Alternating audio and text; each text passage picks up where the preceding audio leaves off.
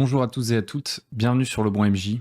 Alors comme vous le voyez, j'ai plus mon bras là. Le matériel est en train de tomber en ruine ici. C'est terrible.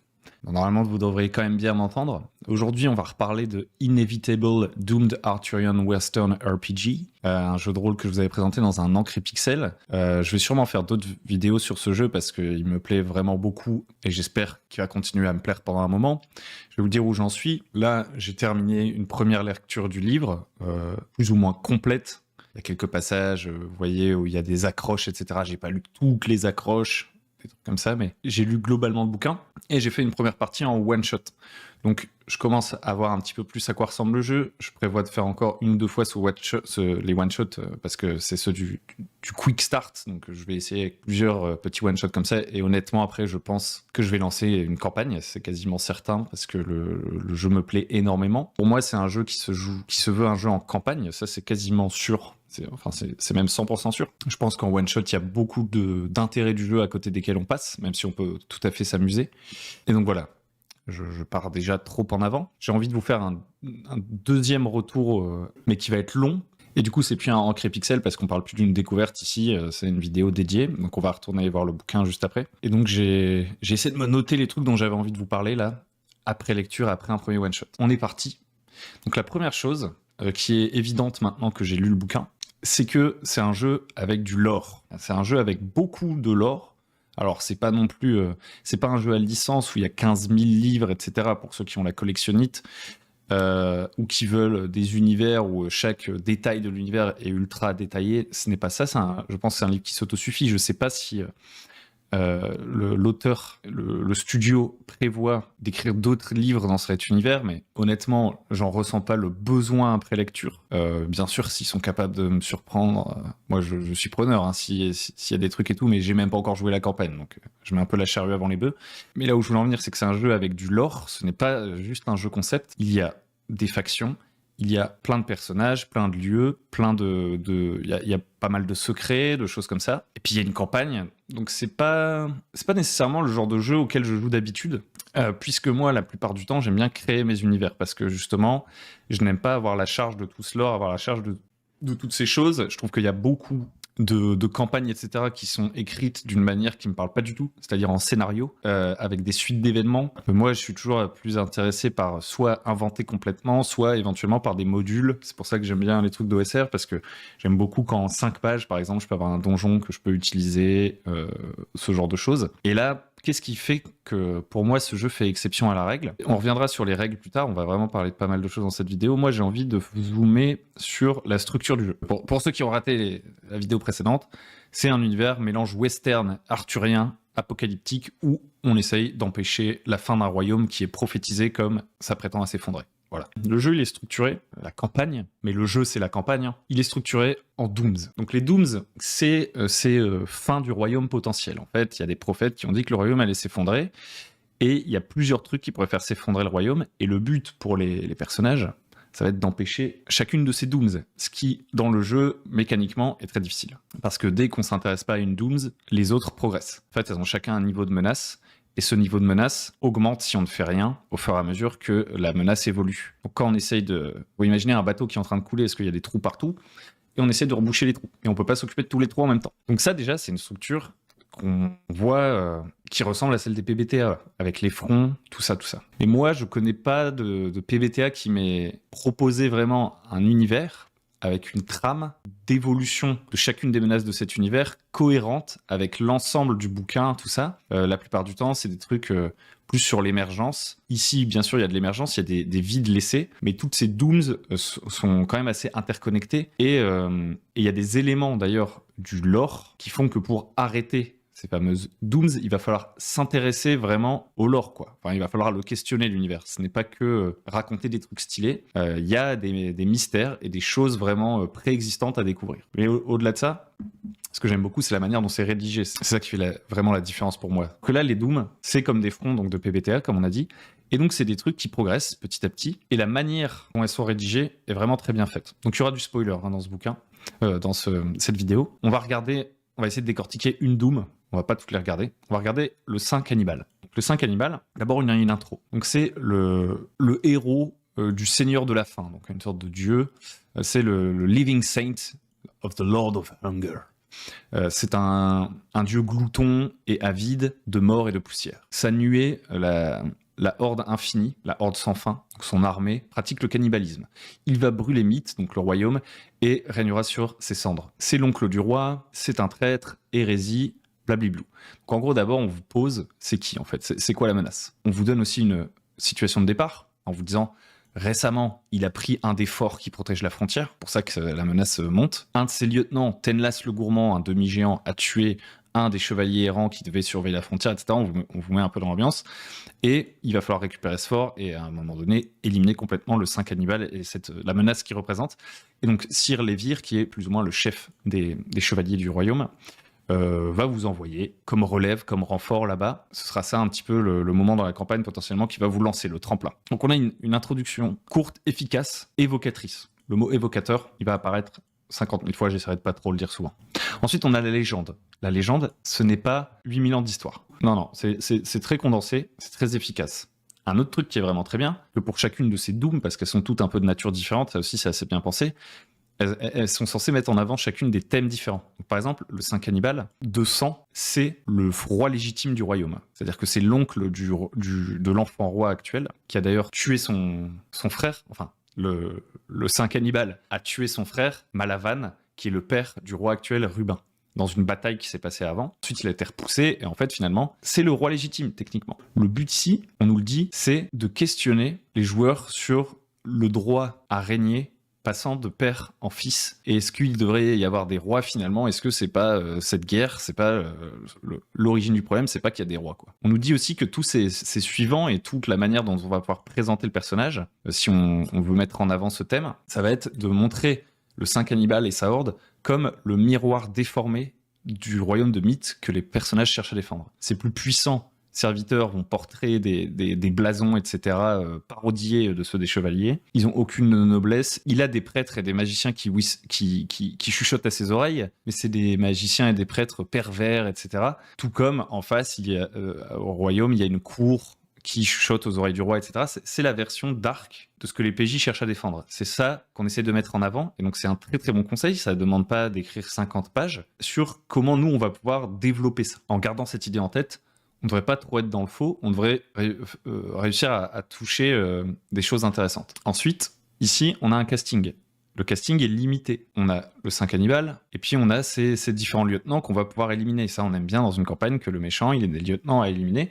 Et je trouve que c'est très cool qu'ils soient présentés, et ça c'est pareil pour tous les personnages, ils sont présentés en un court paragraphe, avec leurs 3 réputations, comme des personnages joueurs. Les personnages joueurs, ils ont 3 réputations. Pour les personnages, ça a un impact mécanique. Les PNJ n'ont pas de profil mécanique, mais ils ont quand même ces 3 réputations. Et à chaque fois, on essaye de mettre que des trucs évocateurs. Donc certains diraient « Ah, moi j'aime bien quand il y a des longs trucs et tout. » Ça, c'est chacun voit midi à sa porte. Moi j'aime bien quand c'est court, évocateur, puissant, et que je me dis « Ok, si je respecte ça, je suis dans l'esprit du truc, maintenant je peux ajouter plein de choses à ce personnage, et je suis sûr que je suis pas en train de péter d'autres bouts de l'univers et de tout casser en fait. » Aussi, c'est beaucoup plus simple de les mémoriser. C'est-à-dire que s'il y a une séance qui arrive, que je dois entre guillemets réviser mes PNJ, si vous voyez, bah je sais que je vais à cette page, je relis ces 5 personnages là, qui sont les lieutenants du cannibale, et c'est bon, j'ai tout. Ici, on a ces terribles sortilèges. Bon, ça, c'est un peu spécifique. Il y a des encarts comme ça qui cassent les patterns de la manière dont c'est présenté à différents endroits. Je vais pas détailler, mais voilà.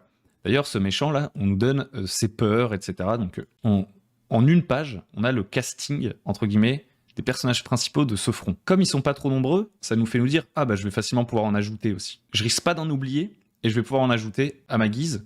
Alors que si on avait 50 000, vous voyez, quand des fois dans certains jeux de rôle, vous arrivez, je sais pas moi, je sais que ça m'est déjà arrivé, j'essaye de faire jouer un univers préexistant, donc par exemple une ville préexistante, et je vois qu'il y a 200 PNJ dans la ville. À chaque fois que je vais ajouter un PNJ, je vais ajouter tellement de complexité à la ville, là où il y a déjà 200 trucs. Alors vous allez me dire, t'es pas obligé de te servir des 200 PNJ de la ville, c'est optionnel, etc.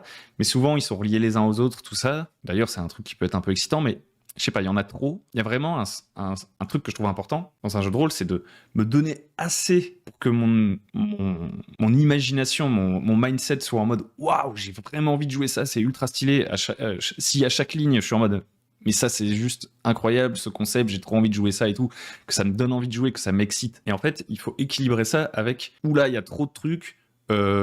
C'est hyper complexe, je vais passer beaucoup plus de temps à lire le bouquin qu'à le jouer, je risque de rater des trucs, etc. Et en fait, c'est vraiment ça le sujet dont on parle. Moi, je trouve que dans ce bouquin, c'est pile ce qui est à ma mesure, ce que j'aime. Parce que moi, j'aime inventer des trucs. S'il y a trop de trucs, je me sens plus d'espace pour inventer. Donc pour le casting, des courts chapitres impactants. Ensuite, on a une escalade de la menace. C'est-à-dire, qu'est-ce qui va faire le gourmand, pardon. Qu'est-ce que va faire ce front, en fait, tous les personnages de ce front, etc., si on fait rien. Donc, par exemple, ça commence, si on fait rien, le gourmand, donc un des lieutenants du Saint Cannibale, il a traversé la frontière, il va commencer à essayer de saccager des villes alentours. Si je tue pas le gourmand, si je neutralise pas le gourmand, il va faire ça.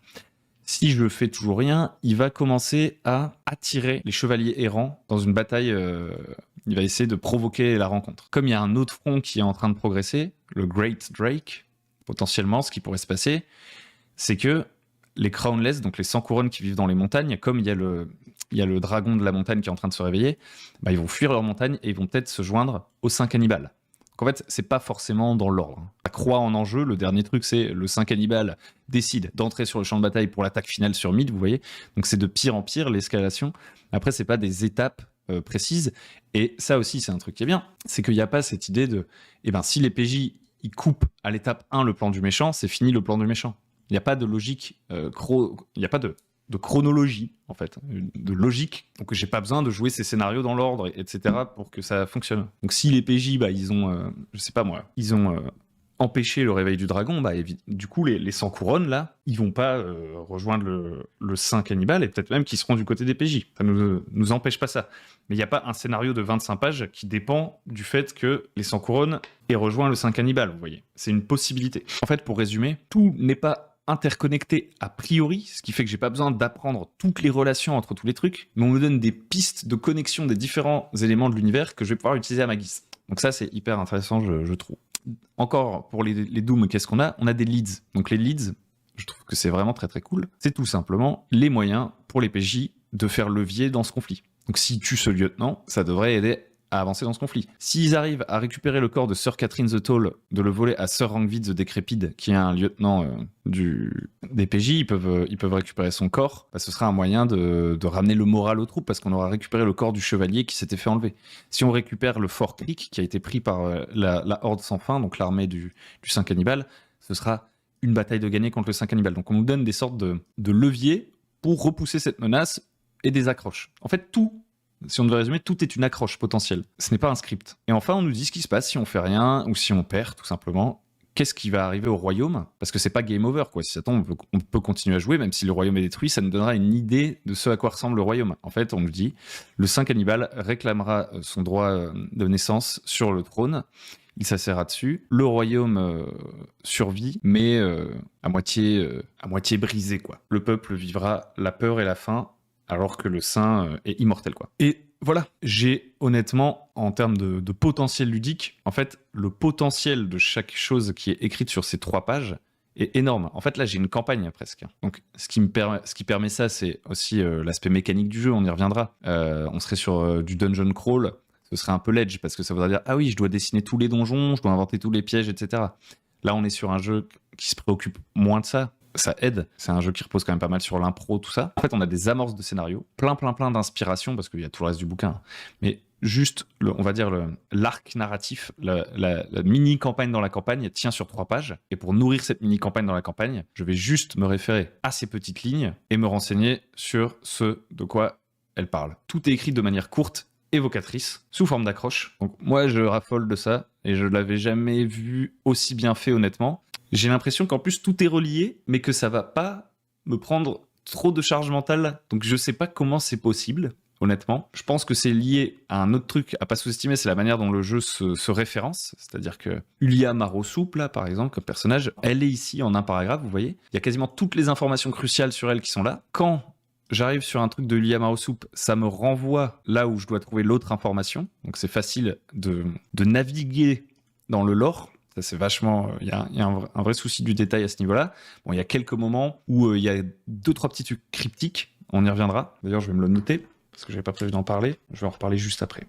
cryptique. Mais voilà, avec la fonction recherche, on finit par trouver, CTRL F. Et en fait, il y a beaucoup de rappels. C'est-à-dire que si, par exemple, je vais vous prendre un exemple très concret. Je prends mon temps, hein. Faut aimer le concept de la vidéo. On parle de pourquoi j'aime bien un livre.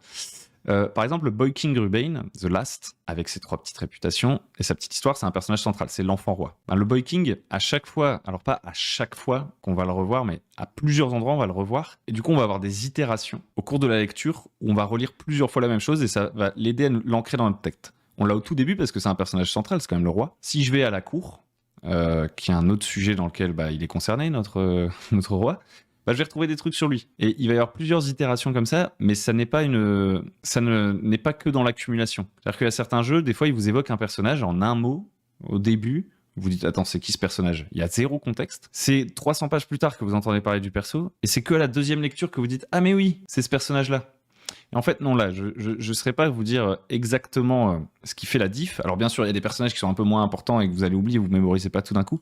Mais les grandes figures de l'univers, on les retient très bien parce qu'on a plusieurs itérations. On les revoit aussi dans la création de personnages, ça c'est important. Dans la création de personnages, si je prends par exemple le chevalier, voilà. Si je prends un chevalier, et ben au début, on va me dire, ok, t'es lié à un perso dans cette liste, choisis lequel. Et hop, même le joueur, tac, il a le même chapitre que moi. Alors, parfois, avec quelques petites altérations, s'il y a un petit secret, un truc comme ça, mais hop, il va avoir cette histoire de King Rubain. Et donc, ce qui fait qu'au fil de votre lecture, vous allez très rapidement identifier quels personnages sont importants, quels personnages sont secondaires, par rapport au nombre d'itérations, et ils vont être mis en lien avec d'autres, et on va vous proposer des scènes qui mettent en scène ces différents personnages. Et donc, je trouve que voilà, le jeu marche très très bien en termes de mémorisation, parce qu'il ne s'attarde pas sur des... Il y a beaucoup de détails, mais les détails sont à chaque fois des accroches. Et les choses qui sont importantes ne sont pas noyées dans des détails, elles. Les informations sont bien triées. Donc maintenant, en termes de quantité de lore, là je vous ai parlé en long et en large de pourquoi je trouve qu'il est vraiment cool à lire, parce que c'est agréable à lire. Maintenant, j'aimerais bien vous parler de la quantité, on va dire. Donc, je pense qu'il y a du lore avant ça, mais vraiment le moment où il y a la rupture... partie joueur, partie MJ, elle se fait à la page 98, et donc à partir de la page 98, tout ce qu'il y a après, c'est du lore, à part 4-5 pages sur les conseils OMJ. Vous avez, en gros, donc en faisant une petite soustraction rapide, on arrive, grosso modo, hein, il y a des pages où il n'y a que des illustrations et des trucs comme ça, mais on a à peu près 190 pages de lore. Et tout ça, ça va construire un univers dont les 2 mots clés, encore une fois, sont riches, mais évocateurs. Donc on a les Dooms, là, dont on parlait, on en a détaillé une. Donc ça, c'est vraiment, on va dire, la dynamique de la campagne. S'il y a un truc à bien lire, c'est ça, à vraiment lire en profondeur avant de commencer à jouer. Le reste, presque, vous pourriez le lire à la volée. Moi, je trouve ça toujours très dur de lire du lore en pleine partie, donc je le ferai pas. Mais le reste, vous pourriez presque le lire à la volée, alors que ça, voilà. Ça, c'est vraiment la dynamique de la campagne, ces 6 dooms, ces 6 menaces. Donc, une fois que vous les avez bien en tête, vous avez le développement de tout l'univers. Alors, il fonctionne en région. Donc ici, on a un peu des trucs de voyage, mais voilà, la structure d'une région, enfin la présentation, on va dire, est géographique. Donc par exemple, The Crown Lands. Et ben, The Crown Lands, c'est à peu près le même schéma que pour une Doom. C'est des mini-paragraphes. Donc en fait, il y a des trucs, il y a des scènes, il y a des trucs, en le lisant, vous vous dites tout de suite, ok, ça je vois, on va pouvoir improviser là-dessus très facilement. Typiquement, on va prendre Crossing, c'est le dernier pont maintenu par la royauté à des lieux à la ronde. Ceux qui le traversent doivent payer des taxes énormes prélevées par le lord Angbar le collecteur. De nombreux sujets de la couronne tentent leur chance en traversant à côté du pont grâce à des passeurs sur des barges. Là, vous avez 1 heure de jeu. Alors, vous pouvez le balayer d'un revers de la main, mais vous pouvez en faire vraiment 1 heure de jeu, si ça vous intéresse. Vous pouvez tout de suite réfléchir à des twists sur ce truc. Certes, moi, je suis chevalier, donc peut-être je dois pas payer les taxes. Enfin, je peux convaincre le mec de pas me faire payer la taxe, admettons. Mais dans mon groupe, il n'y a pas que des chevaliers, donc il y a peut-être des membres du groupe qui vont devoir faire autrement. Il n'y a pas 1 milliard de descriptions, genre à quoi ressemble le pont, à quoi ressemble Angbar le collector, à quoi ressemble Nana. Il n'y a pas des descriptions à foison qui vont me noyer d'informations dans lesquelles je vais devoir faire le tri, en fait, pour retrouver. Ça, en fait, ça a déjà été dégraissé, je trouve. Donc vous en avez 6 pour The Crown Lands, 6 landmarks. Ensuite, vous avez 6 esthétiques. Ça, c'est très bien trouvé, je trouve. Au lieu de nous décrire 1 milliard de trucs, on nous donne en même temps des faits sur l'univers et des trucs presque prêts à être lus à haute voix. Une esthétique, ça peut, par exemple, un champ de bataille avec des lances brisées, des boucliers brisés, des os séchés. Pourquoi personne n'a pris la peine d'enterrer ces gens? Donc ça peut être un truc que vous mettez sur le rebord d'un chemin, alors qu'on qu'on voyage, ou alors vous pouvez le combiner. Vous pouvez le combiner par exemple avec une des scènes qu'il y a en dessous, qui sont entre guillemets 6 rencontres aléatoires. Il y a un champ de bataille comme ça, avec des os laissés là, pourquoi personne n'a pris la peine d'enterrer ces gens, et vous combinez avec un messager royal passe à cheval à toute vitesse, portant un message pour les forts de la frontière, envoyé par Sir Lévir, donc le chef des chevaliers. À ce moment-là, vous dites, ok, Sir Lévir, moi j'ai déjà lu ce que c'est sa Doom là, donc la Doom c'est Sir Lévir, il fait partie potentiellement de ce qui pourrait conduire à une crise politique. Donc, comme j'ai déjà lu la Doom avant, parce que les informations vont dans le bon ordre, je n'ai pas particulièrement besoin qu'on me décrive le contenu de cette lettre. Parce que je sais juste que à partir de cette scène, je vais pouvoir faire avancer la menace qui correspond à ça. En combinant les deux, l'esthétique et la scène, potentiellement, les PJ vont questionner le messager. Ils vont lui dire pourquoi les os n'ont jamais été enterrés. Ou alors, vous allez pouvoir dire, ok, cette question, je vais la renvoyer aux joueurs. Pourquoi les os n'ont jamais été enterrés, joueurs? Si vous voulez faire un peu de narration partagée à ce moment-là. Et hop, vous avez une scène, en fait. Vous avez une scène reliée à l'intrigue, parce que ce n'est pas juste une table aléatoire qui aurait pu inspirer la création d'un univers, comme une table aléatoire qui me dit un cavalier passe, il a un message très important. Là, il me faut une autre table aléatoire, ou alors il faut que je fasse un truc. Non, là, c'est un messager qui part en direction d'un lieu important de l'histoire, porte un message écrit par un personnage important de l'histoire, qui fait partie de l'ensemble de cet univers. Le contenu de ce message, MJ, je sais pas où vous en êtes dans votre campagne, donc décidez de ce que c'est. Faites-en un événement secondaire si vous le souhaitez, faites-en un événement important si vous le souhaitez. Et voilà, il y a du contexte. Le truc du messager, etc., moi, je peux le faire avec d'autres tables aléatoires et tout. Bien sûr, je peux remplir des vides de l'univers, rajouter des personnages et tout. Mais quand on me donne du jouable dans le bouquin, il a vraiment en tête la cohérence, l'efficacité, etc. Et c'est pareil à tout endroit. Ça va à chaque fois être des lieux. Par exemple, on a la capitale.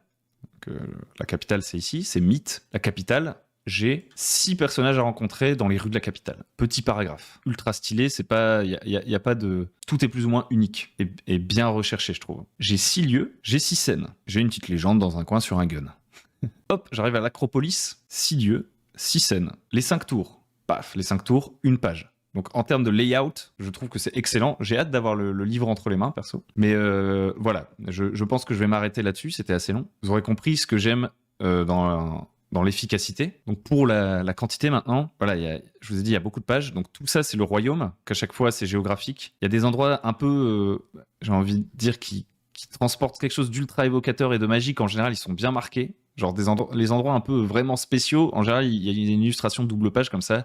La tour que vous ne devriez jamais voir. C'est un endroit particulier de la campagne. Pouf, double page. La carte est ultra stylée. Hein. Voilà, qu'on se le dise, c'est une dinguerie. Et par exemple, vous voyez, paf, ça, c'est quand même pas un endroit à côté duquel on a envie de passer. Double page. Là, on va absolument le voir dans la campagne, quoi, le Sky Castle. Alors, un petit truc qui est intéressant, avant que j'oublie, le côté cryptique. Donc, il y a un truc qui peut m'agacer, mais c'est un peu parce que mon cerveau il est fait comme ça. J'en ai bien peur. C'est que j'aime bien tout comprendre dans la mesure du possible. Et comme je suis pas un mec qui a étudié les mythes arthuriens qui sont d'une complexité incroyable, et surtout où il y a 1 milliard de versions, parce que depuis que je lis ce bouquin, je me suis tapé 1 milliard de vidéos sur les mythes arthuriens, j'essaye de tout ingurgiter, alors que honnêtement, j'ai pas vu Kaamelott, la série, ce qui est, je crois, une des bases des connaissances du mythe arthurien de beaucoup de Français.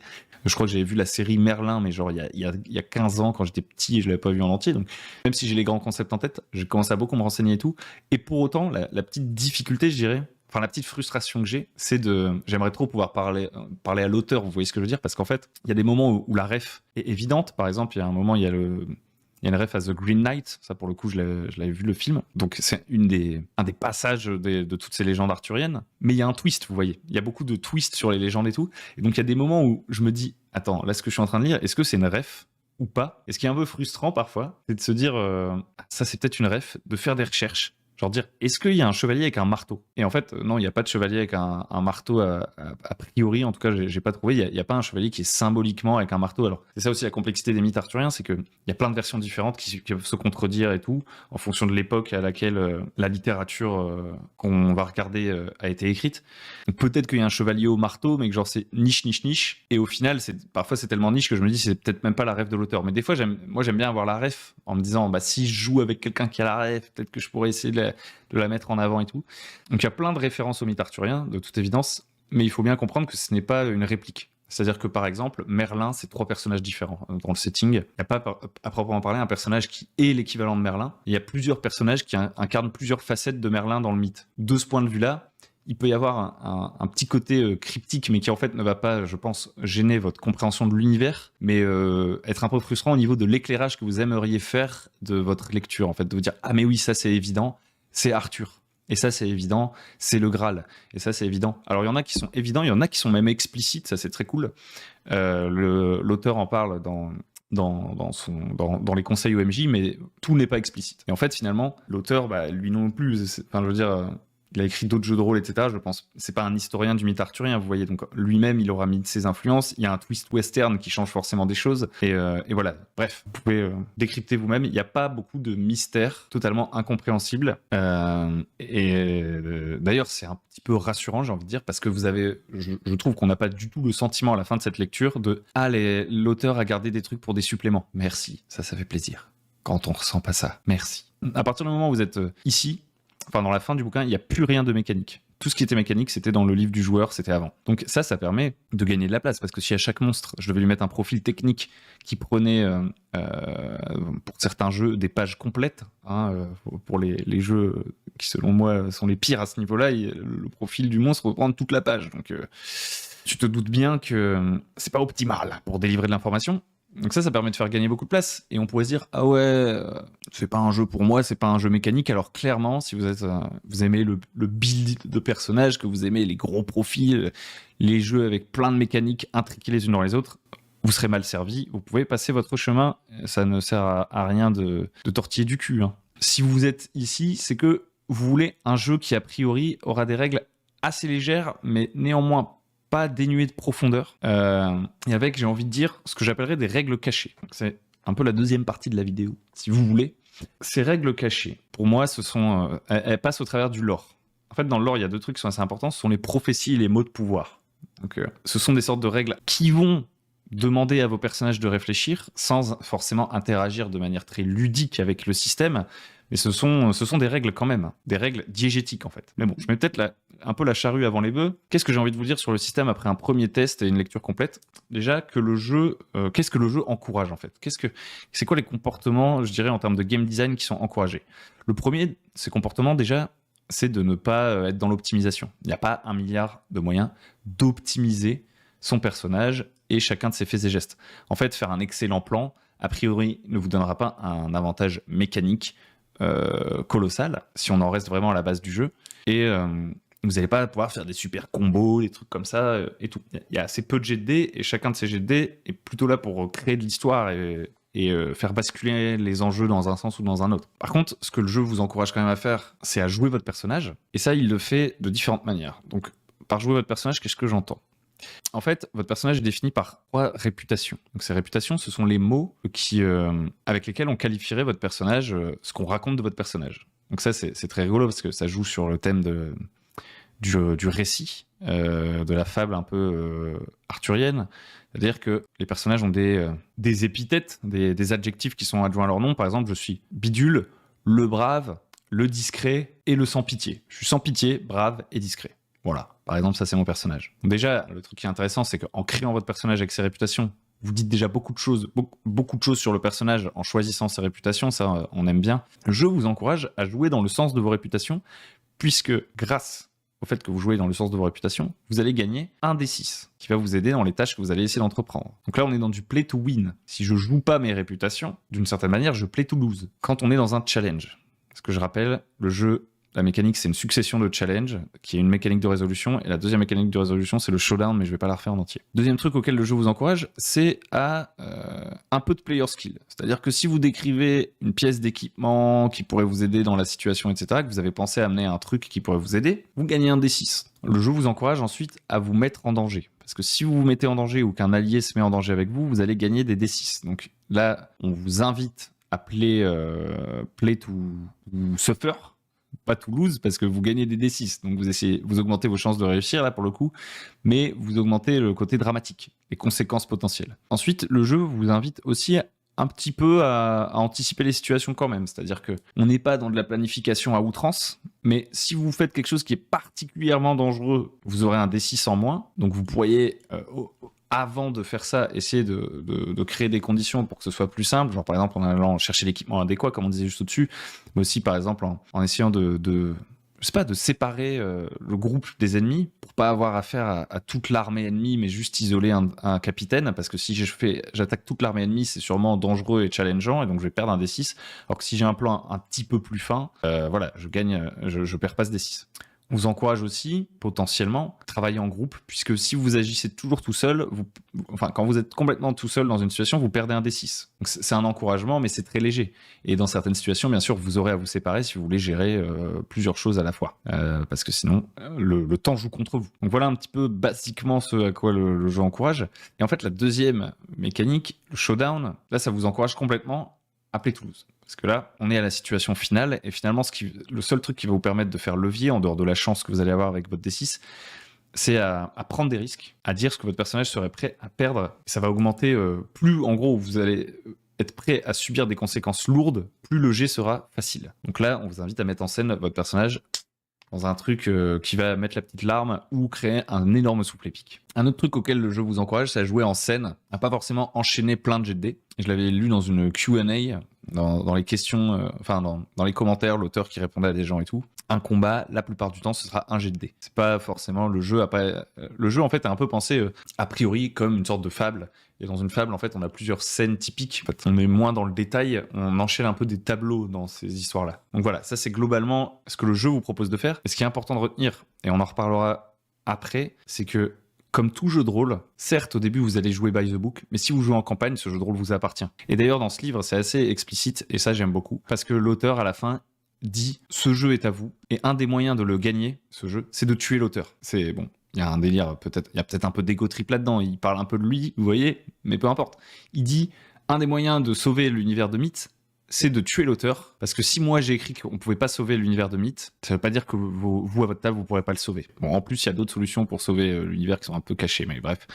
Et pareil, il dit, bah moi dans ma campagne, mes joueurs, ils ont fait ça. Et il vous explique tout un plan qu'ils ont échafaudé, etc. Et en fait, une fois que le livre est entre vos mains, même si vous avez cette structure, cette base de règles, qui vous encourage à un certain style de jeu, je pense qu'il y a des mécaniques inclus dans le bouquin déjà qui vous donnent un peu plus de souplesse, mais qu'en plus, vous allez vous l'approprier. C'est-à-dire qu'au bout d'un moment, si vous avez envie qu'un combat se fasse en 3 jets de dés plutôt qu'un seul, personne ne vous en empêche. Alors qu'est-ce qu'on a comme... C'est pas des mécaniques cachées, j'en fais un peu des tonnes. On va d'abord parler de mécaniques explicites, et ensuite on parlera des mécaniques cachées. Des mécaniques explicites qui vous donnent un peu de souplesse, c'est cette règle par exemple, qui pourrait passer pour rien, c'est The Social Quest. Toutes les scènes et rencontres ne nécessitent pas forcément un jet de challenge. Dans une scène sociale où aucun dé n'est lancé, ajoutez autant de showdown tokens et de threats que vous le souhaitez. Donc je rappelle, normalement, quand on réussit un jet de challenge, on gagne un showdown token qui va nous aider à gagner notre quête. Et si on échoue, la menace, donc la threat de la quête peut augmenter. Normalement, on se dit, ok, il faut utiliser la mécanique de challenge. Mais non, là, on nous dit, dans les scènes sociales où aucun dé n'est lancé, et on va voir que y a des contradictions à ça. Donc en soi, je pense pas que pour lui, toute scène sociale ne doit pas nécessiter un jet. D'ailleurs, j'ai vu des actual plays où ils mènent le jeu et où il y a des scènes sociales où on jette un dé. Il me dit, dans une scène, en gros, où vous n'avez pas envie de jeter des dés, parce que vous avez juste envie de le faire à la gouaille, d'être in character, là, de parler, de pas vous soucier de la mécanique. Et dans ce cas-là, le MJ, il peut donner des showdown tokens et il peut augmenter la menace. Et en fait, cette méta-currency que le showdown token et l'évolution de la menace, c'est votre moyen à vous de faire un peu de la négo, quoi. Et en étant explicite, en jouant en transparence, bah vous allez pouvoir potentiellement faire des scènes où on jette pas les dés, quoi. Et ça, c'est un bon moyen de casser la structure de challenge, potentiellement, si vous voulez faire des scènes, entre guillemets, secondaires, enfin, j'ai pas envie de dire secondaires, mais, ou des scènes, voilà, que vous imaginez pas comme un challenge, vous voyez pas trop pourquoi on jetterait les dés. Par exemple, juste vous dites, le joueur a fait un truc super cool, bah moi j'ai une méta-currency, c'est le showdown token, je lui donne. Ça, c'est un truc qui permet d'assouplir un petit peu la structure de la mécanique. Et c'est pareil au niveau des conséquences. Les conséquences, elles peuvent être purement narratives ou elles peuvent être mécaniques. En fait, vous avez une mécanique qui vous sert de châssis, de support, mais derrière, je pense que vous pouvez quand même pas mal l'utiliser de manière différente, tester des trucs différents au cours d'une campagne au long cours, vous n'allez pas péter le jeu, et ce serait dommage, d'ailleurs, je pense, de ne pas oser se l'approprier, cette mécanique. Donc ça, c'est un truc que je vous dis après qu'on ait justement joué notre one-shot. On a pas mal discuté de ça, justement, et je pense vraiment que le jeu donne des leviers. Il y a un des joueurs qui soulevait, et de manière très pertinente, « Ah, moi, je sais pas si cette mécanique... » Au final, elle m'a un peu déçu. Je pensais que le jeu en proposerait d'autres choses à ce niveau-là, peut-être un peu plus de hasard. Moi, j'aime bien qu'il y ait du hasard, etc. Et honnêtement, je pense que ça ne pètera pas du tout le jeu, on passera pas du tout à côté du propos du jeu, en mettant plus d'aléatoire à un moment donné, en faisant un jet où il n'y a pas forcément tout de suite d'énormes conséquences. A priori, la mécanique, c'est que nos dés, chaque jet de dés va nous préparer au showdown, donc c'est très dense et c'est très cadré dans un certain style. Mais sur le long cours, quand on a envie de jouer des choses peut-être plus humaines que la quête du Graal, vous voyez, le récit arthurien, on peut redescendre un petit peu, faire des jets qui ont des conséquences narratives mais qui n'impactent pas la mécanique principale, et ça va fonctionner. D'ailleurs, un autre truc, c'est que le jeu nous propose une structure en quête. Normalement, on nous dit une séance, une quête à peu près. C'est un peu ça l'idée, parce qu'une quête, c'est une succession de défis jusqu'à arriver au showdown avec le jet qui résout la quête. On dit voilà, une soirée, une quête. Moi, je trouve que c'est une très bonne structure. C'est très bien que le jeu nous donne cette structure, mais en soi, vous êtes dans votre campagne et tout, vous avez envie de prendre votre temps. En tant qu'MJ, vous n'êtes pas obligé de presser tout le temps pour qu'on fasse une quête tous les soirs. Si toute la table est OK pour ralentir le rythme, faire des séances un peu secondaires, etc., vous pouvez sortir de cette structure, utiliser à peu près la même mécanique, genre vous dire ouais, on va acheter les dés, t'as une réputation, ton argument il était cool, t'as un équipement, et vous ajoutez des D6 positifs, et le MJ en face, il va dire ouais, par contre il y a ça quand même comme facteur qui te défavorise, donc je vais te retirer un D6. En fait, juste avec cette mécanique de base qui est de créer un pool de D6, même si vous avez une structure de questions auxquelles il faut répondre, sur laquelle vous devriez vous baser, je pense que vous pouvez le modifier de plein de manières différentes. Qu'est-ce qu'il y a d'autre comme petite mécanique que je trouve intéressante? On va parler des mécaniques cachées. Alors quand je dis mécanique cachée, c'est pas que c'est pas écrit dans le bouquin. C'est que si on pense que système, on peut facilement passer à côté. Je vais commencer par les prophéties. Donc dans le jeu, l'univers de jeu, dans la diégèse du jeu, il y a des prophéties. Et une des vérités de l'univers, quand on démarre la campagne et qu'on nous dit tout de suite, c'est on ne peut pas péter ses prophéties. C'est un jeu dans le jeu. Est-ce qu'on ne peut vraiment pas péter ses prophéties? Il y a des réponses dans le bouquin. Comment est-ce qu'on va utiliser ces prophéties?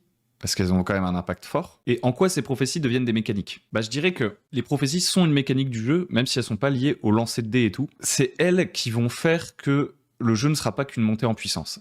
Je prends un exemple. Si à un moment donné, dans le jeu, vous dites que tel méchant, la prophétie dit « il sera tué par ce personnage ». Ce que ça veut dire, ça n'est pas la condition pour que les PJ battent ce méchant, c'est que ce personnage le tue. C'est que ça va forcément arriver, c'est une prophétie. Donc ça veut dire que quoi que les PJ fassent, ce méchant sera tué par ce personnage. Donc ce que ça veut dire, c'est que si les PJ ne font rien, ce méchant finira par être tué. C'est dans la prophétie. Si les PJ ne font rien cependant, ce méchant va peut-être détruire le royaume avant d'être tué par celui qui est prophétisé comme devant le tuer. Mais si maintenant les PJ arrivent à convaincre le mec de tuer le méchant, ça devient le seul moyen pour eux, entre guillemets, de tuer ce méchant. Donc si ils font une priorité de tuer ce méchant, ils doivent absolument convaincre le mec qui doit le tuer de le faire, ou l'aider, etc. Vous voyez là où ça devient une sorte de mécanique de jeu? C'est-à-dire qu'en fait, les décisions qu'on va prendre vont être influencées par ces prophéties. Est-ce qu'on va vouloir faire en sorte qu'elles s'accomplissent? Les délayer? Faire en sorte que ces prophéties s'accomplissent plus tard? Maintenant, deuxième truc. Plus une prophétie est explicite, plus elle est contraignante. C'est logique. Si le méchant, il doit se faire tuer par Roger le barbare avec l'épée de Ganon, on a deux conditions explicites pour tuer ce méchant. Donc c'est deux quêtes potentielles. Donc en fait, avec les prophéties, en fait, mine de rien, vous pouvez donner des directions à la campagne, ça c'est une chose, mais aussi vous créez, entre guillemets, quelque chose de mécanique entre les différents méchants, qu'on puisse pas tous les tuer de la même manière. Donc en fait, ils ont plus besoin de profils techniques à proprement parler. Vous n'avez pas besoin de dire ce méchant, en fait, il a une résistance au feu et il a 150 de CA. Et donc, c'est pour ça qu'on ne peut pas l'attaquer tout de suite. Et c'est pas parce que ce méchant, il a ses 16 coups spéciaux qu'il va falloir trouver le bon combo mécanique pour le battre. Mais vous pouvez, par contre, renouveler, entre guillemets, la manière dont on va battre chacun de ces méchants en termes de comment on va raconter comment on les bat, en fait. Quelle stratégie on va devoir mettre en place pour les tuer. Par exemple, admettons, c'est un géant et le seul moyen de le tuer, c'est de planter la dague de Shlubi-Boulga dans son œil. Et ben, on va pas pouvoir arriver et dire « Ok, je prends un canon et je tire sur le méchant, il est mort ». Et faire ça avec tous les méchants. Donc on va devoir adapter notre stratégie et notre approche, on va dire, narrativement à chaque fois, trouver les objets, les bonnes conditions pour le battre, etc. Donc du coup, vous pouvez potentiellement, vous n'êtes pas obligé de le faire pour tous, mais pour des adversaires très puissants ou des trucs comme ça, créer des moyens uniques de les abattre. Et même sans les prophéties, vous pouvez le faire. Juste narrativement, dire cette créature, on ne peut pas la tuer avec une lame normale, il faut trouver un autre moyen. Et bon là je parle de combat parce que voilà, mais c'est pareil pour tout, toutes les prophéties. Bidule ne fera ceci que s'il tombe amoureux. Machin arrêtera d'attaquer le royaume de Mythe lorsque les 3 étoiles du firmament seront alignées. Donc, en fait, toutes ces prophéties, ça a à la fois des accroches, mais à la fois aussi potentiellement je trouve une sorte de mécanique de jeu. Je sais pas comment mieux l'expliquer. Et c'est la même chose pour les mots de pouvoir. Ah, je viens de me taper le coup de... Oh, sur mon accoudoir. Ça me fume. Quel plaisir. Les mots de pouvoir, donc. La magie fonctionne avec des mots de pouvoir. Et chaque magicien est très limité dans ses mots de pouvoir. Genre, les plus grands magiciens du monde en connaissent 10. Donc, par exemple, un personnage pourrait avoir le pouvoir, je sais pas moi, son, le pouvoir fumer. Ça aussi, ce sont entre guillemets, des mécaniques. Même si elles ne donnent pas des bonus au jet, etc., narrativement, ça dit quelque chose. C'est-à-dire qu'il y a des zones, potentiellement, qui seront complètement inaccessibles, à moins d'avoir un mot de pouvoir qui nous permette de voler. Il y a peut-être des ennemis, justement, qui ne peuvent être détruits je sais pas moi. Donc, le seul moyen de le neutraliser, selon la prophétie, c'est de trouver un endroit où il sera perdu à jamais. On peut pas le tuer, mais il peut se perdre à jamais. Si j'arrive à trouver dans l'univers le mot de pouvoir roads, donc les routes, peut-être que je vais pouvoir utiliser ce mot de pouvoir et convaincre cet adversaire qui est peut-être un peu bête, même s'il est invincible, qu'au bout de cette route, il y a un truc qu'il adore particulièrement, qu'il y a son objectif, je sais pas, genre la rédemption, son amour. Peut-être qu'il veut absolument manger le roi, je dis n'importe quoi, on lui dit le roi a fui par cette route, si tu vas au bout de cette route, tu le retrouveras, géant Biboul. Et Biboul, comme il est un peu bête et que j'ai réussi à manger de dés, il va suivre cette route infinie. J'invente un peu au pif, mais en gros, ces mots, même s'ils n'ont pas de valeur chiffrée, deviennent des mécaniques. Et c'est pareil pour les réputations. Les réputations ont un impact mécanique. C'est-à-dire qu'elles peuvent changer, etc. Et dans les coûts qu'on va payer pour les showdowns, on peut avoir des changements de réputation. Et d'ailleurs, en fonction de notre réputation, je vais recharger le truc parce qu'au bout d'un moment, les pages ne se rechargent plus bien.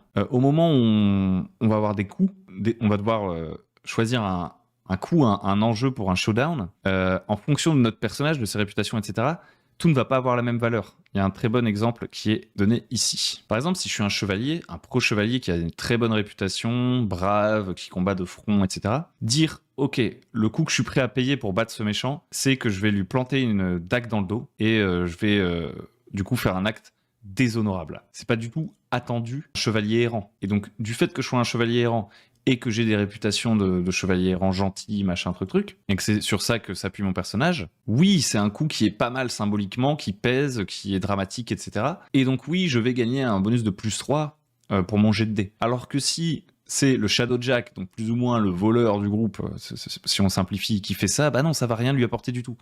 Donc en fait, je pense qu'il est très important de pas sous-estimer, en tant que mécanique de jeu, les mots. En fait, je pense qu'on peut tordre un peu les règles du jeu, mais que par contre, il ne faut pas jouer avec les mots dans ce jeu. Enfin si, les mots sont centraux, ils font partie de la mécanique. Chaque lanceur de sorts connaît un nombre limité de mots. Mon personnage est défini par 3 réputations. Les prophéties, c'est bien des phrases faites de mots et qui ont énormément de pouvoir. Donc les mots ont beaucoup de pouvoir dans ce jeu, que ce soit à plein de niveaux, au niveau règles et au niveau de l'univers lui-même.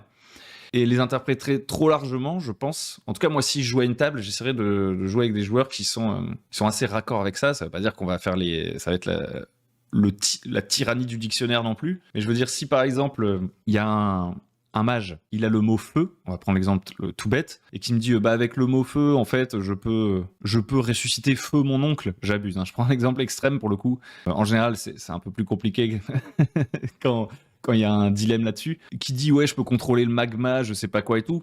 Non, parce que pour contrôler le magma, il faut avoir le mot magma, je pense. Je pense que c'est mine de rien, après c'est peut-être mon interprétation, j'en fais peut-être des caisses. Moi je trouve que c'est au cœur du truc, ce truc de mots. Alors bien sûr, ça nécessite un petit peu d'interpréter, puisque justement c'est des mécaniques, je dirais, si elles sont pas cachées, qui sont soft, il faut en discuter, mais je pense que c'est un vrai sujet à aborder, c'est plutôt ça. Que si on le passe un petit peu, ça n'empêchera pas de jouer, de passer légèrement sur le sujet, mais si en gros, mon personnage a la réputation d'être brave, et que je considère que m'approcher discrètement du méchant pour l'espionner, parce que son château est dangereux, c'est brave, je trouve que ça commence à être trop large, comme interprétation de brave. Ou alors, il faut qu'on se dise, ok, brave, c'est faire fi du danger. Mais dans ce cas-là, je ne pourrais pas utiliser brave en allant me battre contre des paysans ou contre des bandits même. Parce qu'en fait, moi, je suis un grand chevalier. Donc la moindre scène de combat ne me permet pas de dire que je suis brave. Brave, c'est quand je vais relever un défi qui est vraiment dangereux. Vous voyez, je dis ça par exemple. Je pense que ça rajoute de l'intérêt au jeu de bien fixer ça, quoi. Après, encore une fois, ça ne casse pas le jeu, etc. C'est plutôt un truc que je me suis dit en lisant, en jouant, etc., que ça rajoutait une profondeur au truc. Si vous le souhaitez, vous pouvez très bien, je pense aussi, jouer dans l'interprétation la plus large, genre que, je sais pas moi, le mot verre, donc au sens verre comme un verre d'eau, hein, pas un verre de terre, ça vous permette de tout transformer en glace, de contrôler la glace, de parler à la glace, etc. Mais en fait, plus on va aller là-dedans, plus ce sera que esthétique, quoi. Je trouve il y aura moins d'enjeux sur le fait de trouver ces mots, et dans ce cas-là, bah, tous les magiciens du monde, en fait, ils ont des trucs pareils, et le fait de chercher d'autres mots, devient un peu moins intéressant, quoi. Un autre truc qui est aussi, entre guillemets, une mécanique à bien saisir, je dirais, qui n'est pas une mécanique cachée pour le coup, mais c'est vraiment au niveau de ces fameux coups, justement. Donc, encore une fois, quand vous arrivez au showdown comme mécanique, vous devez dire quelles conséquences votre personnage est prêt à souffrir, gagner des points, entre guillemets. Et vraiment, faut pas se limiter à la mort, etc.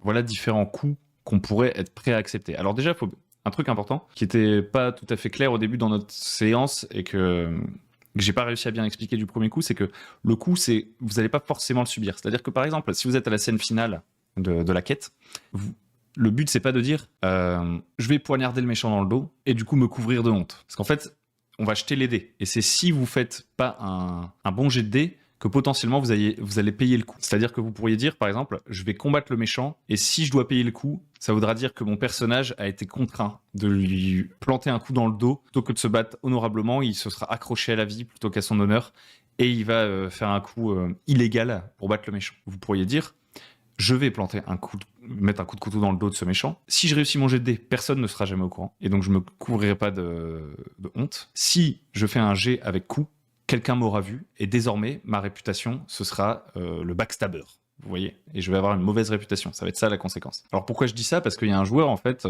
typiquement, je pense que ça peut un peu prêter à confusion, il m'avait dit, mon personnage, il va laisser le géant lui manger la main, il va empoisonner sa main avec sa magie, et laisser le méchant lui manger sa main pour le tuer. En fait, le truc, c'est que en faisant ça, en fait, il émettait un plan qui allait lui faire perdre sa main, et du coup le jet de dés derrière n'avait entre guillemets plus lieu d'être, ou alors enfin en gros il avait sa simple action en fait entraînait déjà le coup. Vu qu'il décidait volontairement de se faire manger la main, peu importe sa chance au dé derrière, sa main était mangée, quoi.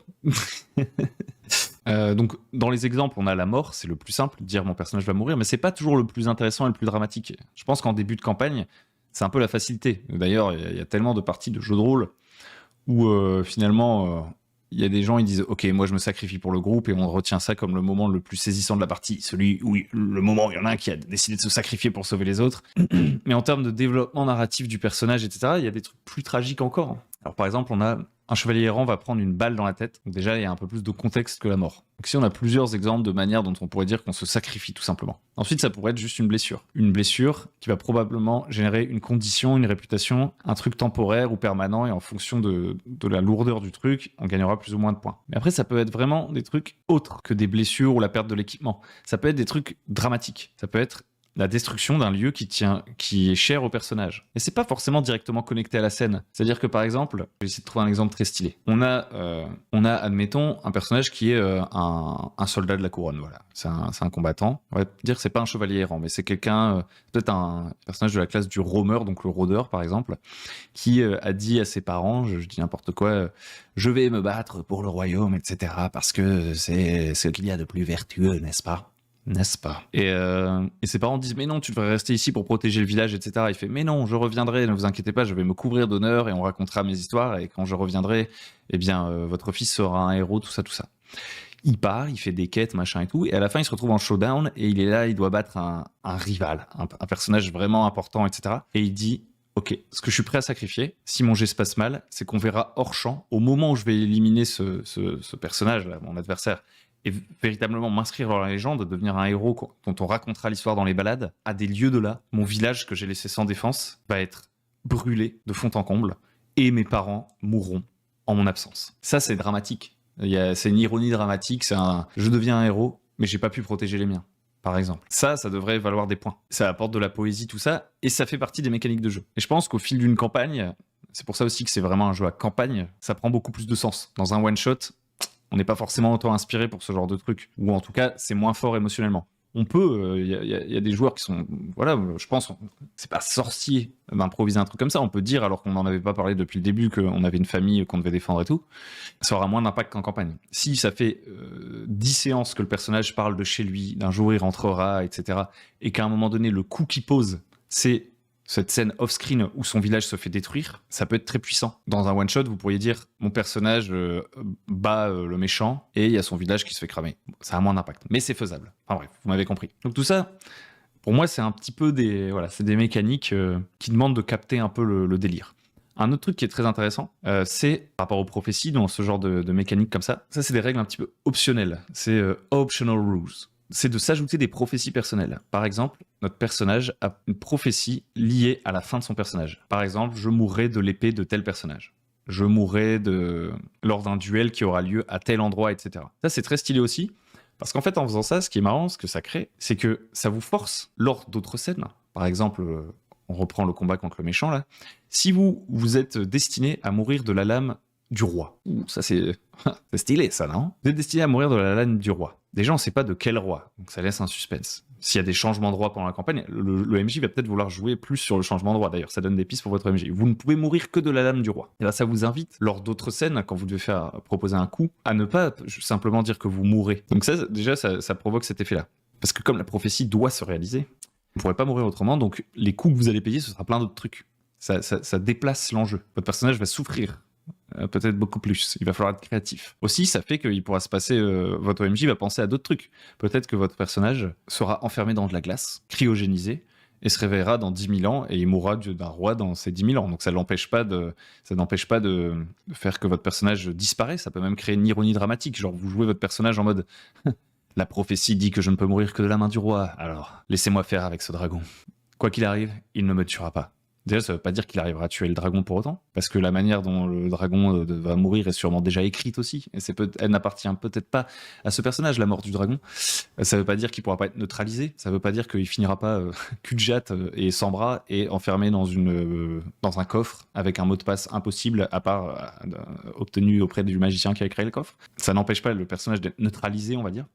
Aussi, il y a vraiment un jeu sur la précision de la prophétie, on en parlait plus tôt, mais admettons, on en parlait à la fin de la séance, admettons vous créez une prophétie du type mon personnage mourra une rose à la main. Bah, Rose c'est peut-être un prénom, Rose c'est peut-être le nom d'une épée, Rose c'est peut-être une rose, peut-être que l'ironie dramatique c'est qu'il y a un méchant, le chevalier de la rose, je dis n'importe quoi, qui va juste avant sa mort lui dire tenez, peut-être c'est la signature du chevalier de la rose, il donne une rose à celui qui vient de tuer, donc il va pourfendre notre héros, et ensuite il va lui donner une rose et faire tenez, gardez-la. En souvenir de notre affrontement, j'aimerais qu'elle vous tourmente dans l'au-delà, cette rose, pour que vous rappeliez que vous avez été tué par le chevalier de la rose. Et il lui met dans la main, je dis n'importe quoi.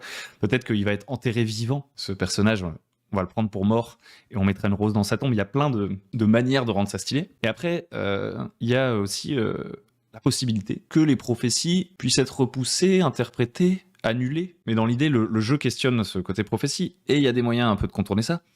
Et en fait, qu'est-ce qui se passe si on pète les prophéties? Ça devient intéressant, parce que, admettons, votre personnage, vous en tant que joueur, ne peut être tué que de la main du roi. Peut-être que les méchants, ils vont essayer de faire en sorte de détruire cette prophétie, de réaligner les possibilités pour vous tuer, et que ça va devenir leur plan. À l'inverse, si il y a des prophéties que vous aimez pas, que vous trouvez un moyen de faire en sorte qu'elles se produisent pas, c'est pas forcément à votre avantage. Admettons qu'il y avait une arme qui était prédestinée à battre un méchant, mais que ce méchant, il est réputé avoir une armure virtuellement impénétrable. Il y a rien qui rentre dedans. Bah, avec cette arme, ça vous aurait facilité l'affaire, parce qu'elle était prédestinée à le tuer. Alors que maintenant, toutes les armes, globalement, ont du mal à tuer ce méchant. Vous avez plus l'arme de la prophétie qui aurait fait que c'était facile, entre guillemets. Donc là, il y a tout un jeu comme ça qui peut être intéressant, je pense.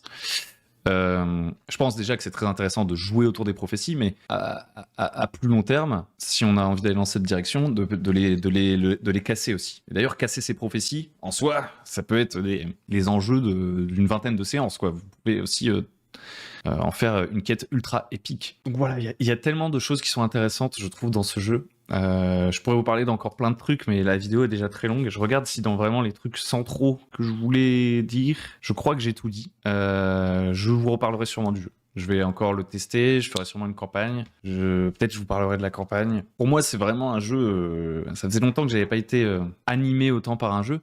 Merci de m'avoir écouté, j'espère que ça vous a plu. N'hésitez pas à soutenir sur Tipeee si le cœur vous en dit, et je vous retrouve à très bientôt sur Le Bon MJ.